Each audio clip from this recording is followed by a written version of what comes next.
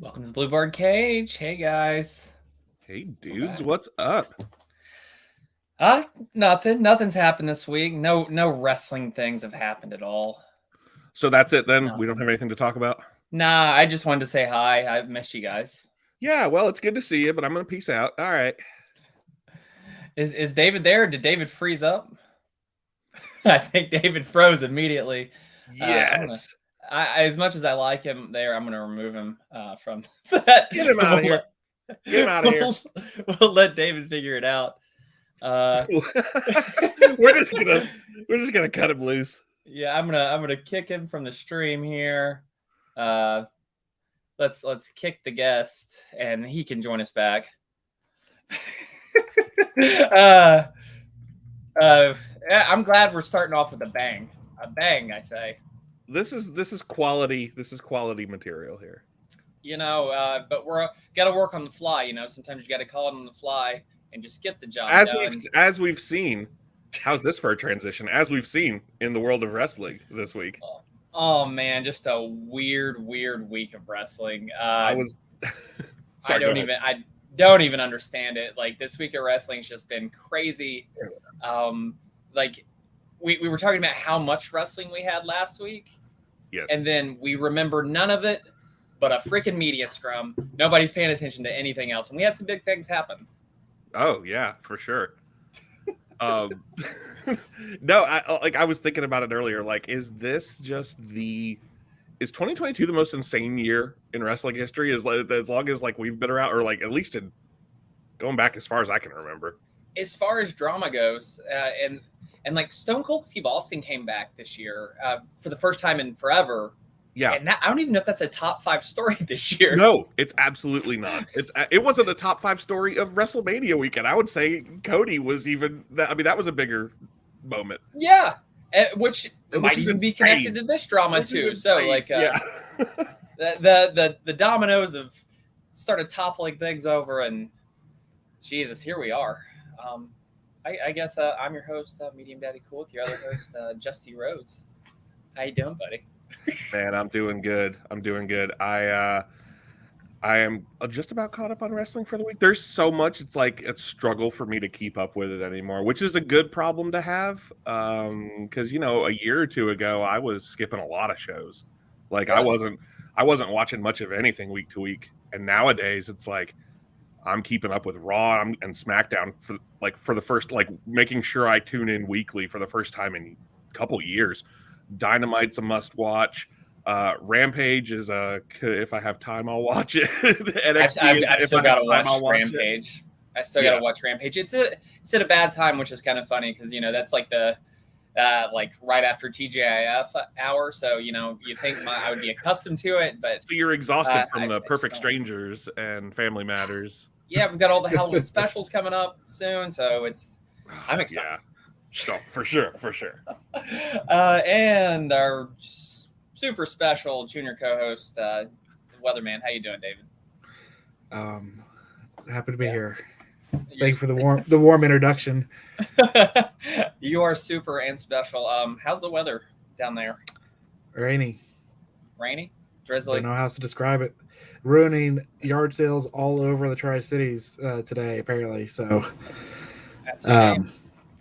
Yeah, so I figured we'd talk about wrestling.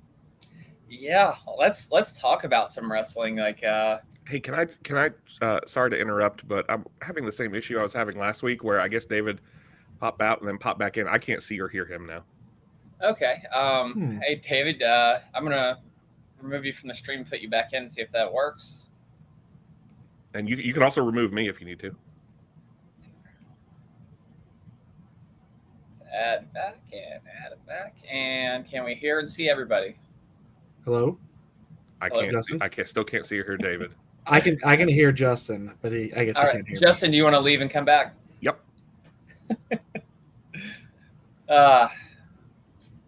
Calling it on the fly. Got to do what you got to do. Yeah, it's just like real wrestling, I suppose. Real pro wrestling. Yeah, real pro wrestling. Try to keep it as accurate as possible. There we go. Can we see people? Can we hear people? This hey is guys. Test. What's up, man? Hey, buddy. Yeah. Good to see you again. Yeah, happy to be here. Yeah. Oh yeah. man. Oh man. Maybe it would have like, worked the first time if I had gotten a more proper introduction. Oh. That half-hearted half-hearted. murmur. I think it was full-hearted. Now, is this Sour Grapes about still being a junior co-host? That's irrelevant. I mean, It's irrelevant. I'm fine. I'm fine. The pay's fine. Like, I'm not asking for anything like that. Like, Wait, you guys are getting paid for this? oh, I can't hear you anymore, Justin. I don't know. We're having some more technical difficulties. Fat resids. I think at this point we might have to demote Chris and bring David up. He might get called up from NXT. Oh, you're gonna get called up from developmental. You're gonna be on the main roster now, buddy. I don't like the gimmick change that requires. So I'll keep doing my own thing. Don't worry. It's gonna be good shit, pal. Don't worry. Are we still doing gimmick changes these days, or are we just letting them Not keep really, their names no. and everything? No, we're having like some cohesion between the brands, which is refreshing. Oh boy, I'm going to share a video here in a second, so we can get started on the main topic, the main topic in the wrestling world right now, which has very little, if anything, to do with actual wrestling, with any of the shows. But it's the last week. It's crazy, just the interest in this topic alone. Like I know, like Fightful Select this week apparently hit their record for subscribers, which is kind of wild.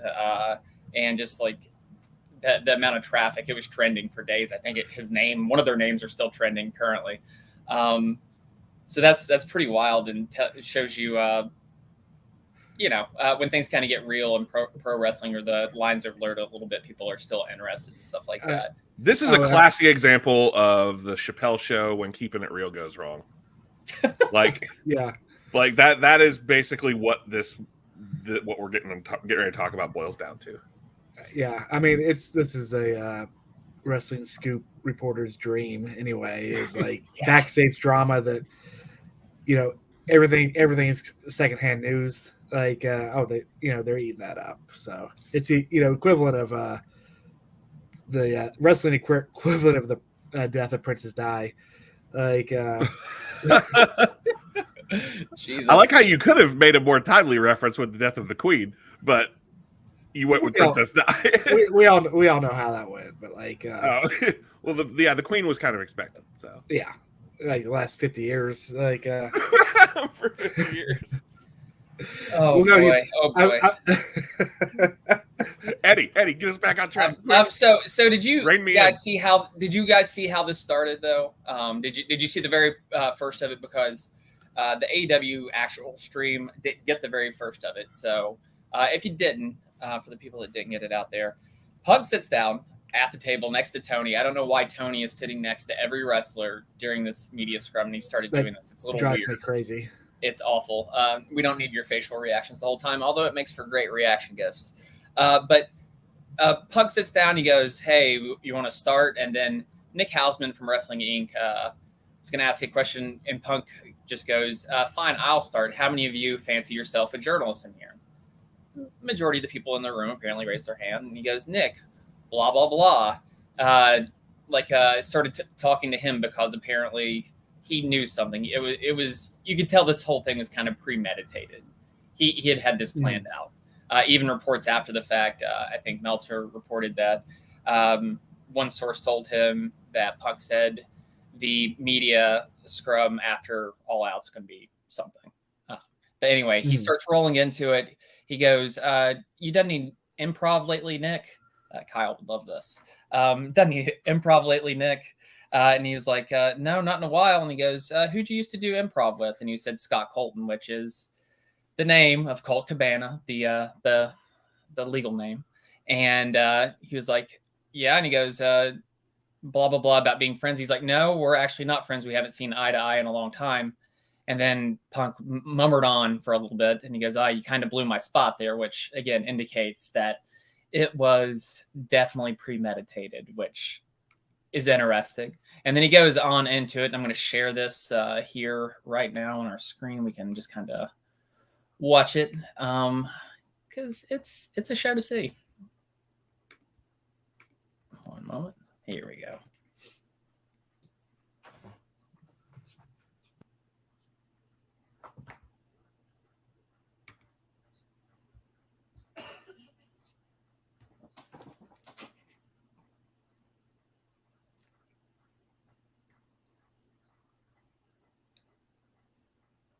And he looks like a psycho right now. Yeah. Are we supposed to be able to hear it? I can't hear anything. Can you not hear it? No. You're supposed to be able to hear it. But I'm assuming he's bitching about his life. Everybody else can hear it then, at least.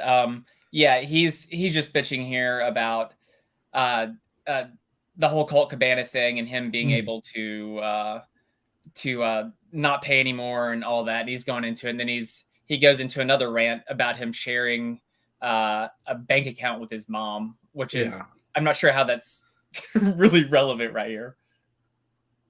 But it's pretty wild, this whole thing. And then he, I guess, kind of drops it.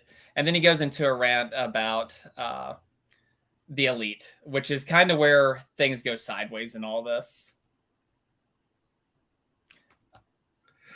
Hang on. Yeah, like my kind of reaction to this was like, when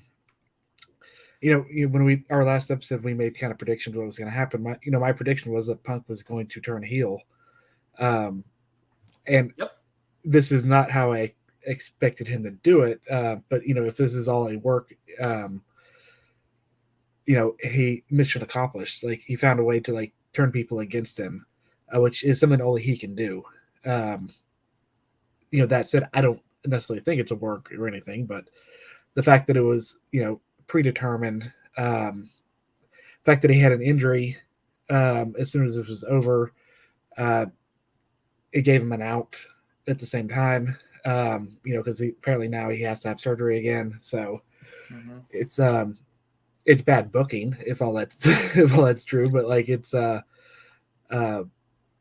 I don't know. I can't tell if it's real or not. And I think that's what they're going for. That's the best way you can view it.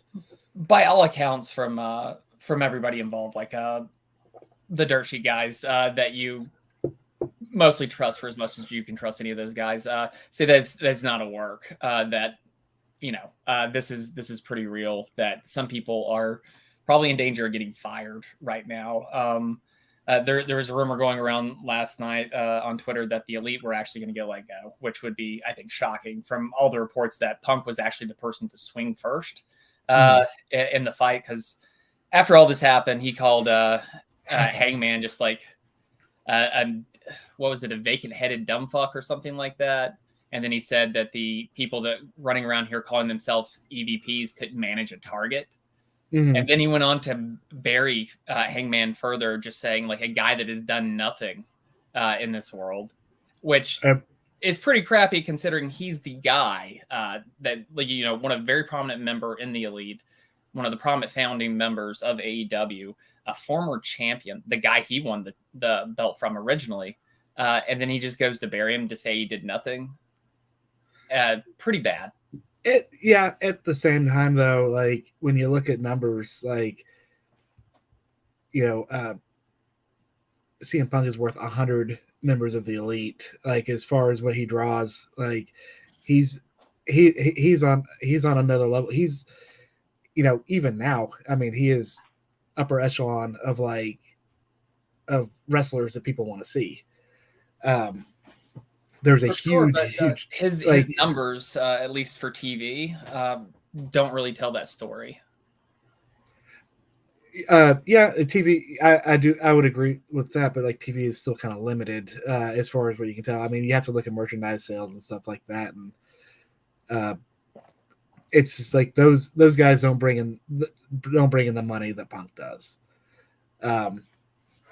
Now, but you got to look at the consequences to say if they can't get along, if they're there going through all this and they can't get along, if you get rid of the Elite, I think there's more dire consequences there overall to company stability than there is for getting rid of Punk.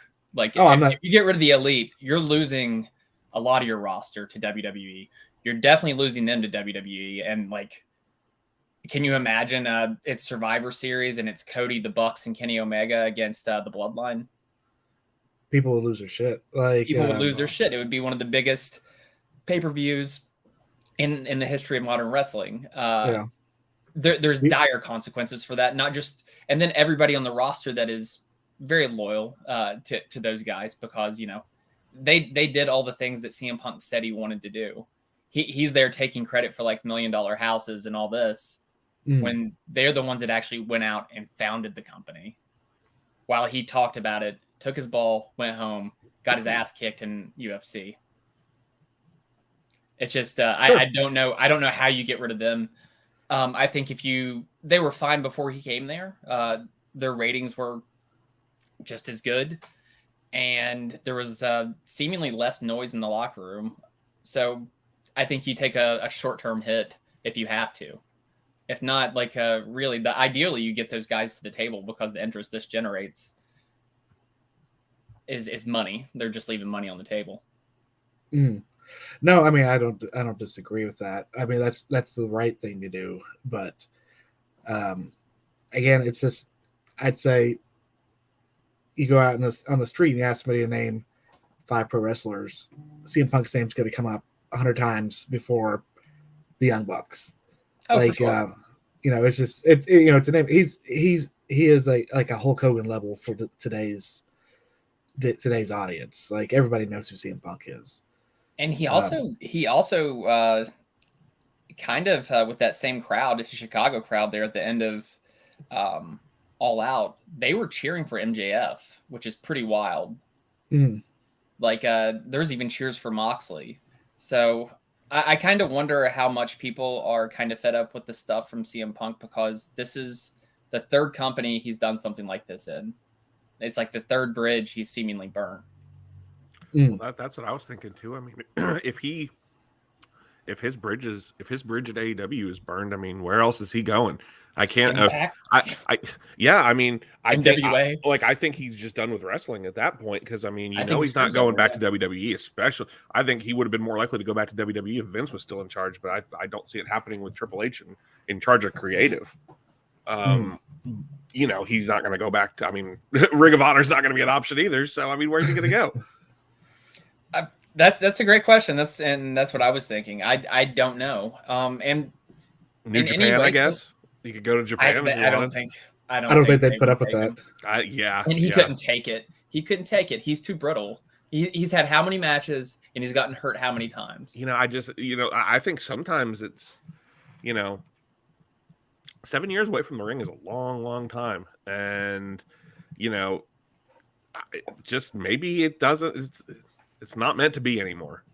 Maybe it is just not meant to be anymore. And it feels in a lot of ways that so much has changed in the wrestling landscape in the last, if we say, Punk was like last on top in WWE in, 10 years ago. I mean, a lot has changed in that time, and he was not around for most of that. So it almost, in a lot of ways, he has felt like a throwback, but not always in a positive way. Sure. And I feel like that's part of the problem there from the media scrum, when he talks about, Hangman Page not taking advice from people. Yeah. And there's, reports that some people took it well. Some people didn't take and some people didn't listen to him, which, he felt that as a disrespect, because CM Punk, you would imagine, of 2010 would hate this CM Punk, because he's telling these kids that are doing things that they've been told not to do. But here's the thing: this is CM Punk, I mean? Man. This always has been CM Punk. I mean, he's always been this guy, and he's often, the guy he says he's not. The guy he's often great in front of the camera. But I mean, I remember going back when I first started watching wrestling again as an adult. CM Punk was a big part of the reason why. And and I remember even watching that old what was the documentary, Best in the World, the documentary that WWE did about him, and I remember watching that and afterwards being like, oh, I still like him as a wrestler, but that dude seems insufferable. Like that, like even in a documentary that's all about just how great he is, he still comes across as just a miserable asshole. Like, do you think it's he's just a prick and it's as simple as that, or do you think the man legit has some mental issues? Because it feels like he does. He feels like there's something not going right. Well, we all do. We all do. Yeah. But it's like nothing that. No more so than anyone else walking around on the street. It's not an excuse. Well, yeah, for sure. And I know his wife has also, is very outspoken about mental health and stuff, and she's gone through her own struggles. And I'm sure, there's probably stress there too. But good Lord.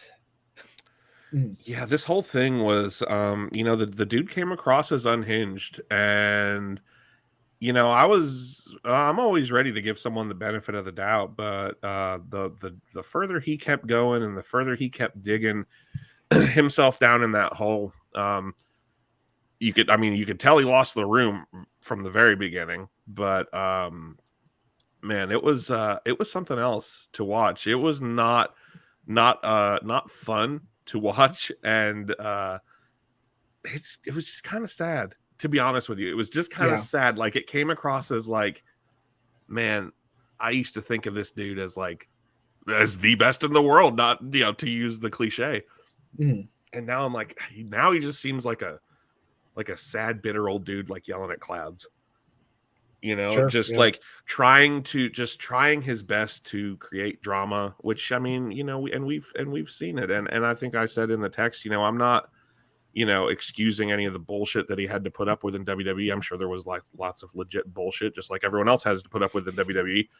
But he pulled the same shit there, and he pulled the same shit in Ring of Honor. This is the guy. I mean, yeah, and that's just this is him.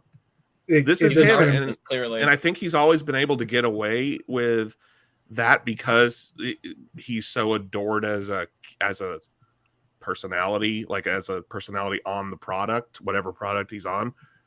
But again, I think 10 years is a long time away from the main event, and the world has moved on, and he just doesn't, I don't know that he fits in anymore. I don't know that he fits in. He's from a bygone age of wrestling, and unlike some people that kind of change with the times, you got Matt Hardy, you got Chris Jericho, you got freaking Sting even, who's hanging around with a kid, maybe a third of his age at this point.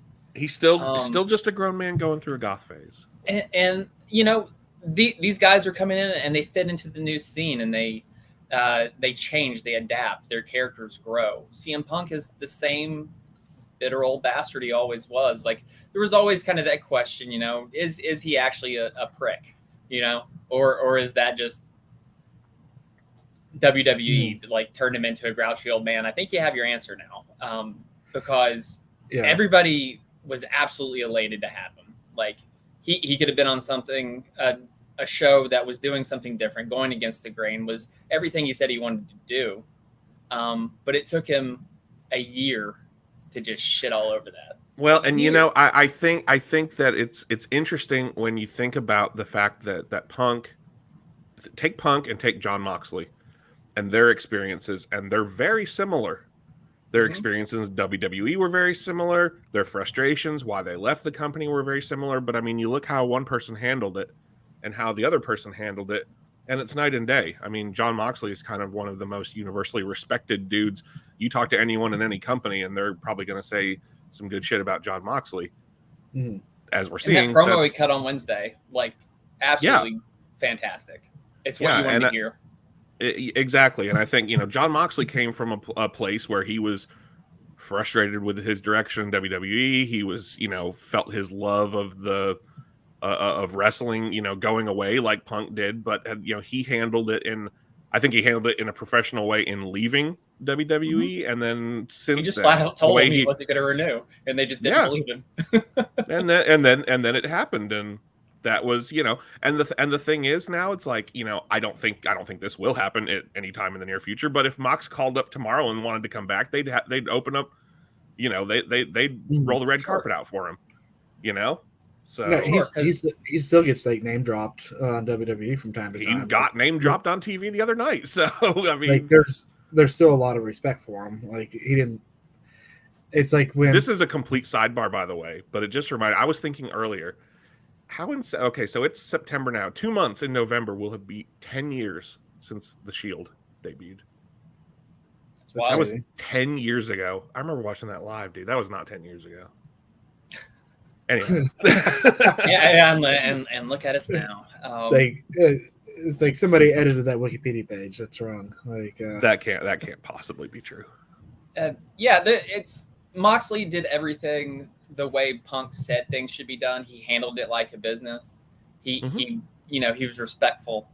He did everything. And again, it's and I don't think he holds grudges too. I mean, even listening to Punk's interview on Cabana's podcast back in the day when he walked out of WWE, and listening to Moxley's interview, his first interview on the Jericho podcast after he left WWE, it is night and day. I mean, it's, he doesn't hold grudges. He, goes down his list of, grievances and all that and explains why he left and why things went the way they did. But he's not making enemies. He's treating it like a job. He's treating it like I didn't like the creative direction. I didn't see eye to eye with Vince, blah, blah, blah. So I wasn't happy. I left. And if you recall, they treated him like a big fucking deal on the way out. Nobody else gets that kind of treatment. When they leave the company, usually it's either a blurb on the website or they're just gone. But they get, they had a whole network special about his last match. I mean, no one else gets that. And I just think it's night and day seeing how those two guys who have had such similar experiences handled leaving that company and handled themselves once they had left. Yeah. It's weird. The whole situation's weird. And part of what was weird about it, I felt like too, was Tony Khan sitting there and some of just his facial expressions and everything else going on during that show. And his, I don't know, he kind of got cut off at the balls. I feel like by. I think I'm just gonna put this on so you can see his face. He kind of likes it. He kind of likes it. He's a bit of a cuck. Like, Jesus, David.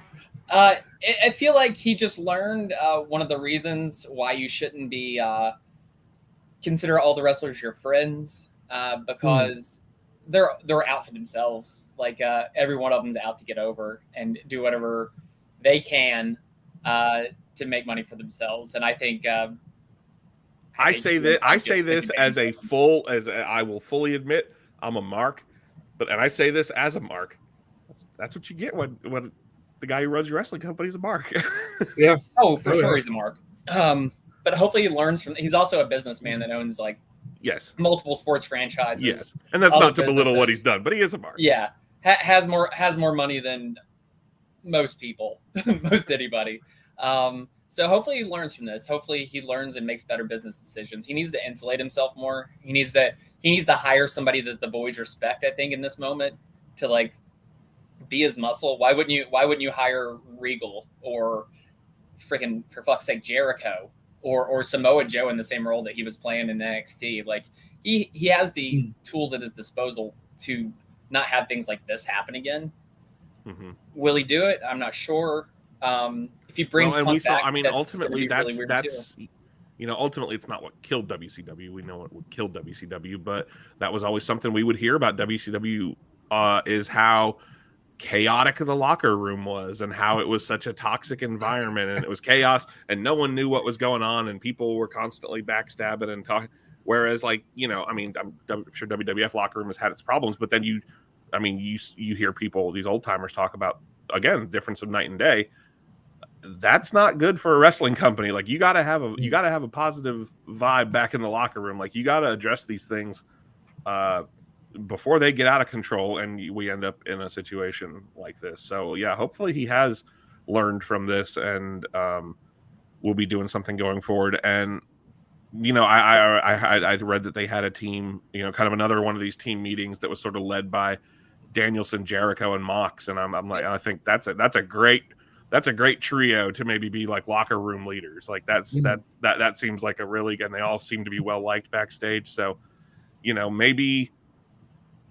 maybe this was, I'm hoping this was the end. This was the blow up and this is as bad as it was going to get. That this was a long time coming and now it's happened. And hopefully we can move on to whatever's next. But because like you said, they have the tools, but they have a great locker room of old timers, of guys who veterans who are still in the ring, and the young guys. And I mean, they've got all the tools there. He just needs to put it together. And like we've said before, he needs to delegate.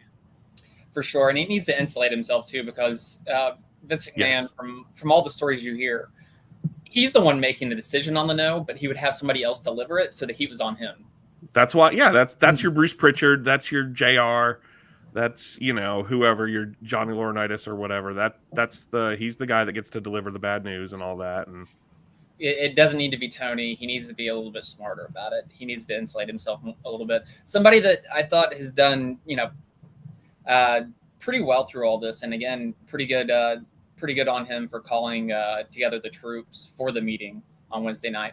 But here is, hopefully you guys can hear it. If not, this is Chris Jericho after his part of the media scrum. I think he came in a little early because the Elite was supposed to be in here.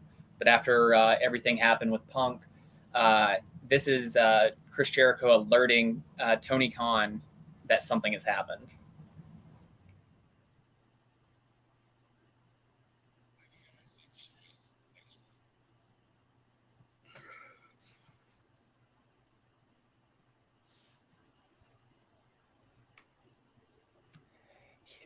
He said there, we had to call the cops.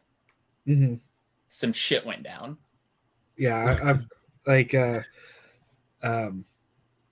that just shows like, I liked how Jericho handled that. It was just it's like, we've got a job to do, but you may want to. Well, I mean, say what you will, say what you will about Jericho, and I can say plenty about Jericho, but the dude's a pro. Yeah, I mean, the dude's a professional. He knows how to conduct himself, no doubt about that. I mean, except maybe when it comes to backstage brawls with Goldberg, but I mean, that's Goldberg, so. Or getting kissed on the lips by Brock Lesnar. Oh yeah.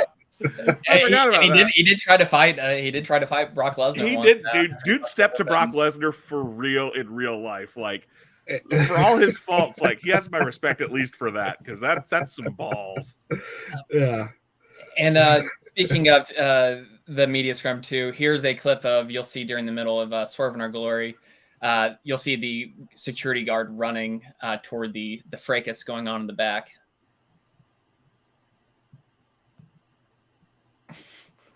So you got that too, like, and that's the what Jericho's talking about there. I feel like we're like breaking down the JFK assassination here. I know. Alternate angles. we got all the angles here. So a second chair was thrown from the grassy knoll. So yeah, and there's different accounts of what exactly happened after. One account is that I guess the Elite came to CM Punk's door. It was locked. He wasn't answering, even though he said, if you have a problem with me, come to my locker room. My door's open. He wasn't opening, and they were threatening to kick it down.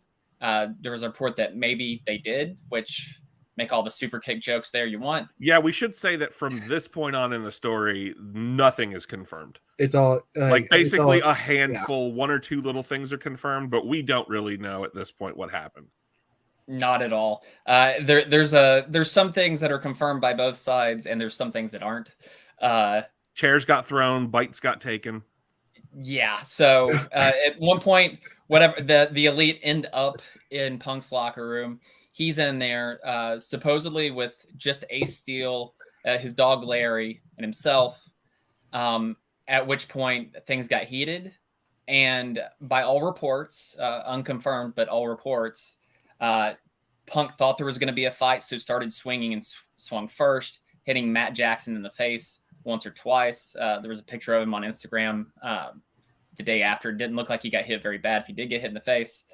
At which point Ace Steel came running in, was supposedly trying to protect his wife, threw a chair at Nick Jackson, rocked him or knocked him out. And while he was on top of him, supposedly Kenny Omega was trying to get him off of him after he had removed Larry the dog from the situation to keep him safe because of all things, supposedly Kenny Omega is keeping Larry the Dog safe while this is happening. Ace Steel thought that's my world champion. Keep the dog safe. I don't care what else is going on. Make sure that dog is safe. But Ace Steel thought that Kenny Omega was trying to crossface him when he was trying to pull him off Nick. So he bit him and then pulled Kenny Omega's hair. I don't know. I like how one of the only confirmed things we have is that Ace Steel bit it, dude. Things that are confirmed, more or less confirmed. Punk swung first. Ace Steel bit somebody, or bit Kenny Omega and pulled his hair and threw a chair and hit Nick Jackson in the face. And if you saw what Nick Jackson looked like on that pay-per-view with his bleached mustache, that has to be a hilarious scene. Just like those guys coming in there like that. You know what I mean? Like the Young Bucks are pretty funny, and they make themselves look funny on purpose a lot of times. So I can't imagine that looking intimidating at all. No, probably not. But apparently their head of legal was there during the entire thing, which is insane. And there was a rumor that the Bucks brought her along with them, which is, if so, smarter than most people ever gave them credit for. But it ends up in a bunch of people suspended. That includes all three members of the Elite. Punk is either suspended or fired. Ace Steel is either suspended or fired from rumors. But also people that were involved in it: Christopher Daniels, Pat Buck, Brandon Cutler, and Michael Nakazawa, all suspended. That screams to me like you ever had like a fight happen in high school, and like even the kids who were breaking up the fight get suspended until they sort everything out and figure out what happened. Like everyone gets suspended.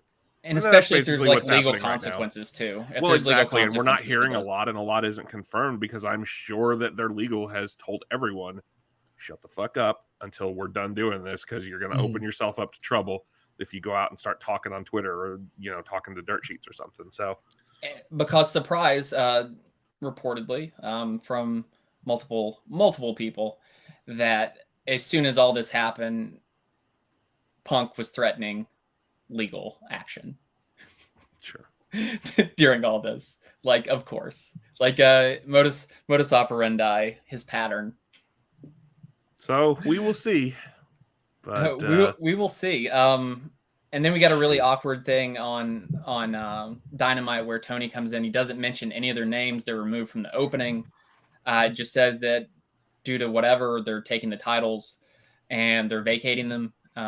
Almost immediately throw the titles into a double trios match with Death Triangle winning. And then there's another tournament. Thank God, another title tournament. That's what we needed in AEW. Jesus. This one at least actually does look cool, and there is a good, solid reason to have a tournament right now. So. And you know who's going to win. I'll give them the benefit of the doubt on that one. And you know who's going to win it. Oh, yeah, pretty much. Brian's going to win it. I like how I said pretty much, and that was not my answer. What? You don't think Brian's going to win it? I think the long-term plan is going to be MJF, and I guess I just don't want Brian's first reign to be short. Because I feel like I feel like MJF's going to take the title at what's the November pay-per-view? Full Gear? Full Gear. Full Gear. Sidebar, AEW's pay-per-view names are so uninspiring that none of them stick in my head for some reason. There's only like 4 or 5 of them, but I don't know why. I can't remember which is which. It's like they took that Road to WrestleMania Roadblock pay-per-view and were like, you know what? Yeah. Like, you know what? Let's work on that. Yeah. Well, most of them were named by Cody. So yeah. Oh yeah. So he leaves a lasting legacy of Double or Nothing and Full Gear. Double or Nothing at least made sense for sure. And All In makes sense. Let's backtrack a little bit here too. Let's go back to Cody, because do you guys remember his last promo in January in AEW? Do you remember how weird it was? He brought the ladder out. I remember how weird everything weird about Cody in that it was. Yeah. Yeah. He's in that weird brown suit and he does the "what do you want to talk about" thing, which is whatever. And then he goes on to talk about how, he talks about the pipe bomb and he talks about CM Punk wanting to do all these things. And he was like, and while he talked about all of them, somebody did them, and then he was like, I did them. And like he turned the crowd because he was getting booed at this point in AEW, getting booed out of the building for, I'm going to say it's the way it was presented, to be honest. But he was getting booed. But in that moment, he ended up turning the crowd. It was actually the DC show I was at. He turned the crowd, and they started cheering him by the end of it. But it felt just so weird and disconnected. And he talked about it, how he wasn't sure if he was going to be able to cut this promo, and he should save it for later. And then like he also talks about how Tony Khan sent him a contract, but not the one he wants. And that ended up being his last promo. Do you think the Punk situation is tied in at all to Cody Rhodes and whatever situation it was, whatever the personal thing was that broke him from AEW? Yeah, absolutely. I mean, it was like I feel like a lot of people felt threatened with like Punk coming in and taking their spot. Like, I mean, how could you not? Because again, like I said earlier, he's a huge name. You know, he's what got a lot of people back into wrestling during his WWE run. And a lot of people have followed him because of that. Like, it's yeah, and then Cody Rhodes is just, I felt like he just kind of mid-carded his way through AEW, and then he booked himself into a hole with not being able to wrestle for the title, and the way he was presented, like the only difference about how he's presented in AEW to WWE was the whole entourage he had around him, and people really don't like Brandy for whatever reason. Don't like her at all, and I think that got him a lot of heat. I think a combination of those things and him just being a saccharine babyface really kind of doomed him there. Yeah. Plus, that character's meant for WWE. Something that was interesting too, during Dynamite, Brandy Rhodes tweeted this out. So there was no follow up to it, but interesting. There's a bigger story there, and I think it does involve Punk.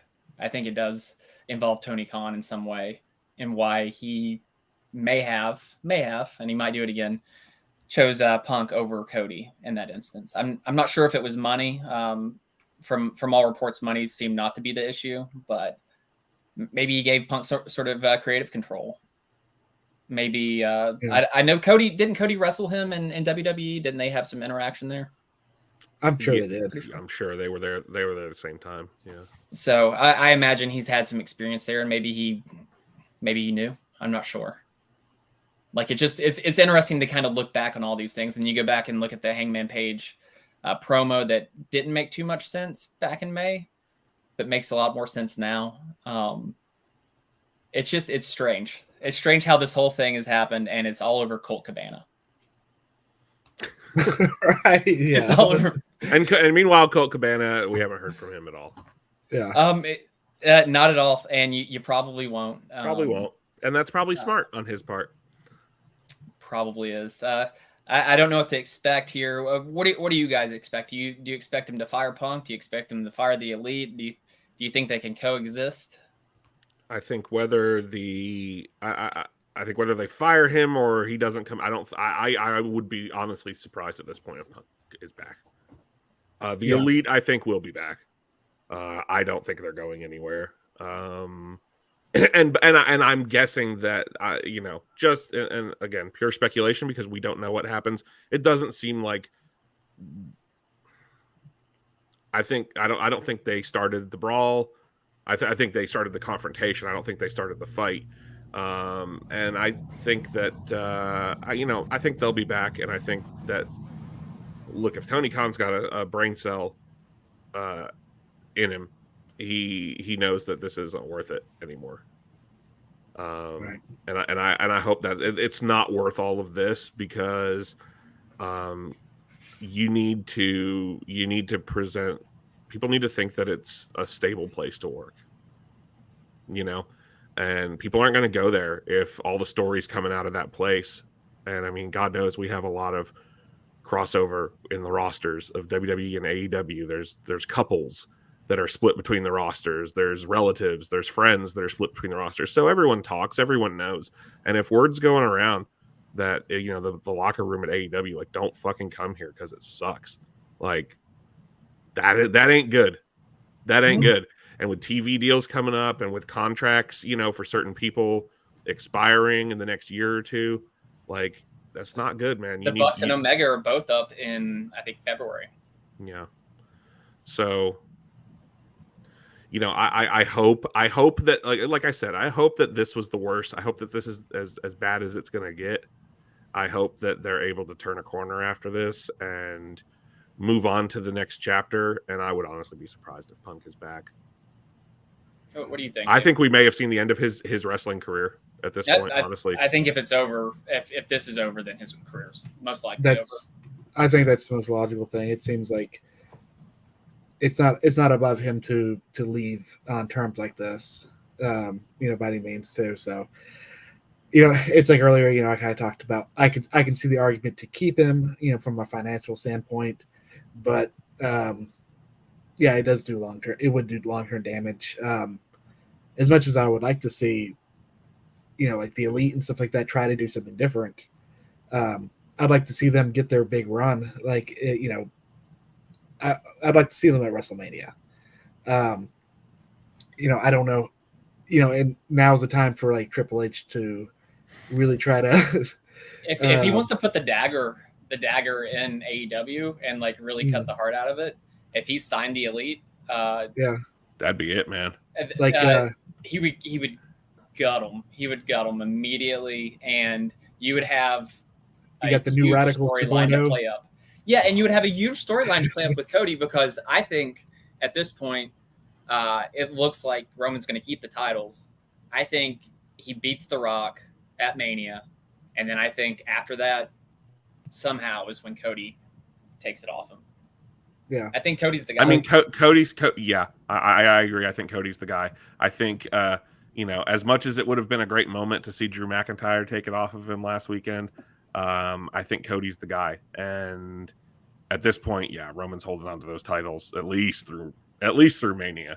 I think right now the big question mark is The Rock coming back, and because it's kind of hard it's hard to guess what's happening at WrestleMania with that kind of still up in the air, because I mean that's a complete game changer. So we got Stone Cold Steve Austin this year, so I think it's certainly not outside the realm of possibility. Yeah, I mean, Undertaker teased coming back again, so you have to be gone for a while. Stone Cold was gone for like 20 years, and Rock's been gone for forever. Like, you got to let us miss you, man. So, like, you just did your dead talk at the Hall of Fame this year. Like, we just saw you. I thought that was one of the worst Hall of Fame speeches ever. I did think that was interesting how he did that, like a TED talk, and it was like, oh, hey, by the way, I'm going to go on tour with this now.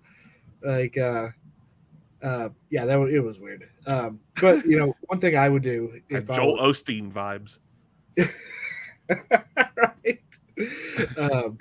If I were Triple H, I'd be talking to these guys back. Look, you want to come in? I was like, we have the rights to a faction called the NWO.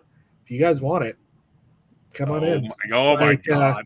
You want to be? Like, by the way, I'm one of the founders of DX. Yeah, they could do that. Yeah, but by the way, the two, DX basically runs the company now. The Elite actually own that branding, that name.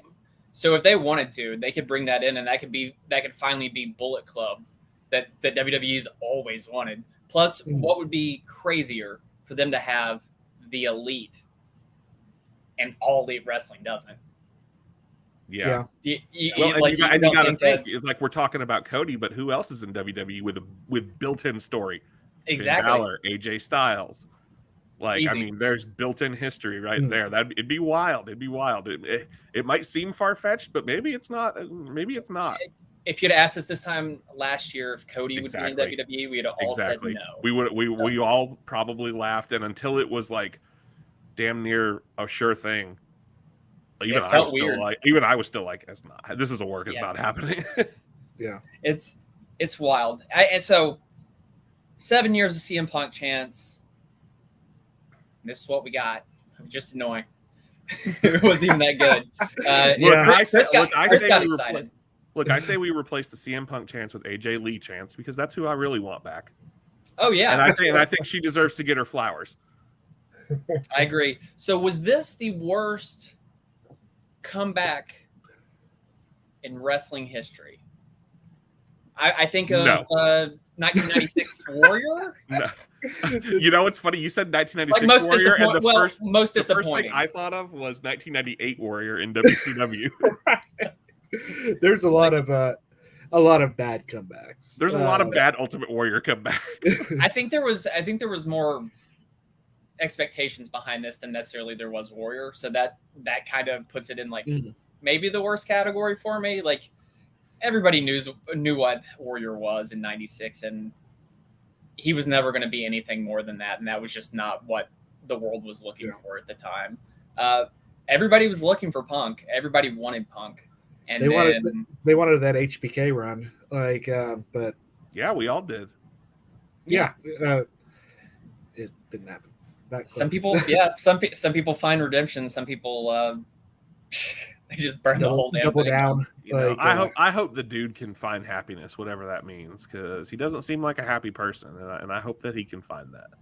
Yeah, apparently money can't buy it when you're seeing Punk, but it can buy freaking muffins from Mimi's Bakery. Eddie, money can't buy happiness. Money is happiness.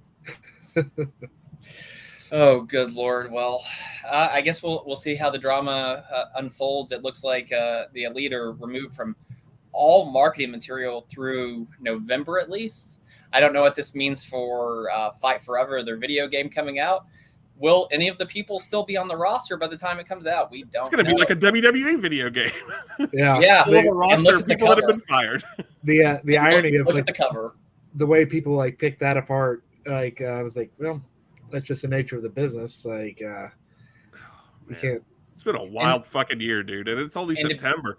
To be said too, Kenny Omega heavily involved in the creation of the game and the marketing for the game. He's supposed to be at the Tokyo Game Show here in a week or two. Will that happen? Don't know. I'm guessing he's fully suspended. Who's going to go there in his stead? I guess should be interesting. All of them are on the cover of the video game. He's such a good representative for the brand. Such a good representative. Hey, dude, I appreciate a low card jobber faction that has personality. So that's the Factory. They have their place on the show too, and they do a pretty good job at that. Old Nick Camarado trying to do his best Razor Ramon right now. I noticed that. He's like a Diamond Stud meets Razor Ramon. Yeah, it's like if Diamond Stud never slimmed out to become Razor Ramon.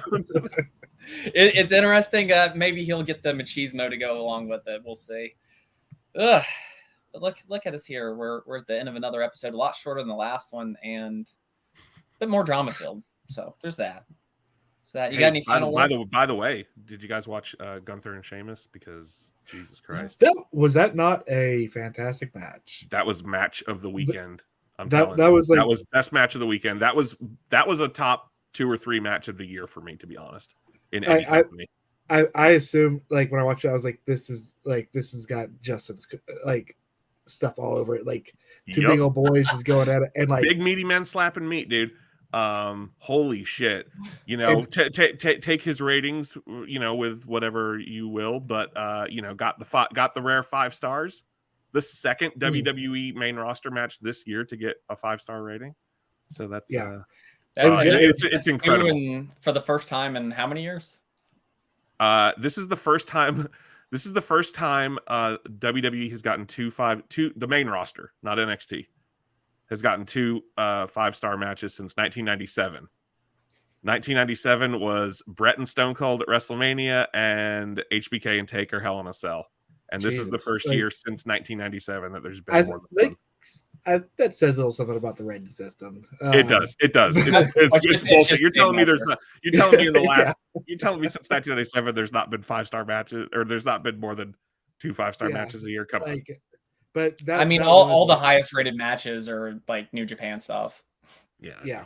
It's one person's opinion, but I think that it holds weight with some people, and I'm not going to debate Meltzer. The point is, if you haven't watched Gunther versus Sheamus, please do. I honestly got a little bit teary-eyed when the crowd gave Sheamus the standing ovation and he was in the ring by himself at the end. It was a great moment.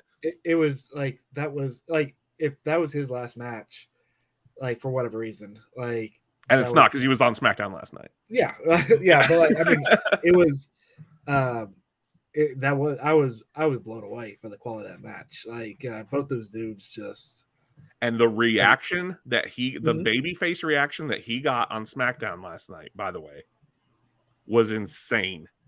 Like they might have something really hot. And I know, again, 2022, what a weird fucking year. Like, how long has it been since Sheamus has like had a main event run? It's been forever. It's been about, the last time was like 2016 when he had the Money in the Bank and was feuding with Roman, I think. Oh yeah, he did have that for a minute. He had a little title run there for that was a strange little time period.